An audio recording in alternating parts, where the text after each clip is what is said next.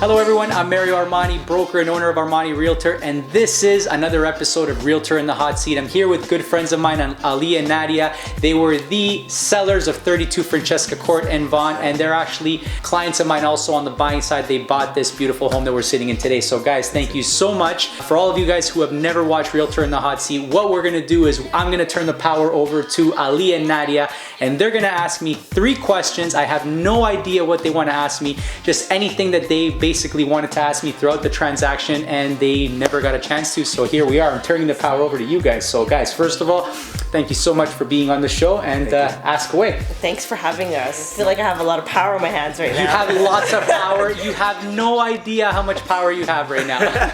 My first question, I want to know what you honestly thought of us, because when I had made that call to you, we literally just purchased our house. Yes. And it was like within a month, I was telling you I'm ready to sell. Yes. So what was your impression and what were you thinking at that time? Did you think we were crazy? I didn't really know what to think, because people obviously they have different circumstances as to why they do things. Obviously they're relocating, or you know what I mean, they realize that it was too much house for them, whatever the situation may be. But in reality, I didn't know what to think. I had just talked to you guys. You guys said, okay, you know what, this is our house, we want to put it on the market. So obviously first thing I did was I went on MLS, I checked out the history of the house, and that's when I realized that you guys had just moved into the house, right? So I was kind of curious myself as to what the situation was, and obviously found out later on you guys didn't like the area, wanted to relocate closer to work, and here we are.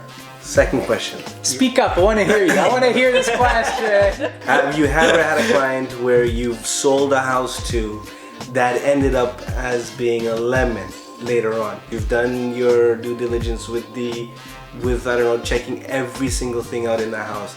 A couple months later, or things just start breaking on them. Have you ever been put in that spot where the client has called you back and said, what the hell have you sold? Amazing question. So I've never had somebody that's bought a house that everything went wrong. Yeah. There's obviously little minor issues. Like for example, my best friend, he purchased a home where we included the hot tub in the deal. When he got the keys to the house, the hot tub was gone. Right. So he had to go through a crazy litigation. I actually had to go to court to testify of what had happened. And these things kind of happen. Other situations where homeowners, previous sellers, they leave garbage everywhere. So there's always little things, but I have to say the issue that kind of went wrong most was one of the homes that I personally bought for myself. That was like the worst thing ever, but I'm actually glad it actually happened to me, and it wasn't because of, let's say, not doing my due diligence. It happened, you know what I mean? And then it was just a process afterwards. That's a good question though. Thank you. You were trying to stump me, weren't you? He failed. Right, so last and final question. Sure. How do you deal with clients? For example, if it's a couple, they're totally on different pages in terms of what they want to purchase. What do you do in those circumstances, and how do you get them through that? Fantastic question. One of the things that I actually do a lot of is I do a lot of divorce, power of sales situations. Let's say people pass away and there's like 2 or 3 kids that are kind of taking care of the estate. There's so many different opinions. Not only are you a realtor, but you have to kind of convert yourself into a counselor. Right. So you have to keep everybody's emotions in check. But the husband and wife dynamic is interesting, because the wife wants one thing, the husband wants another thing. The husband usually ends up settling because he wants to make the wife happy. You definitely have to take your time. You have to understand people's needs, people's wants, but understanding their needs are more important, because good realtors I find, and good salespeople, they usually kind of read between the lines of what people think they want, and they actually need to do a great job in finding out what they actually need. So that's it, guys. Another episode. They put me in a hot seat. Ali was trying to make me sweat, but he couldn't do it.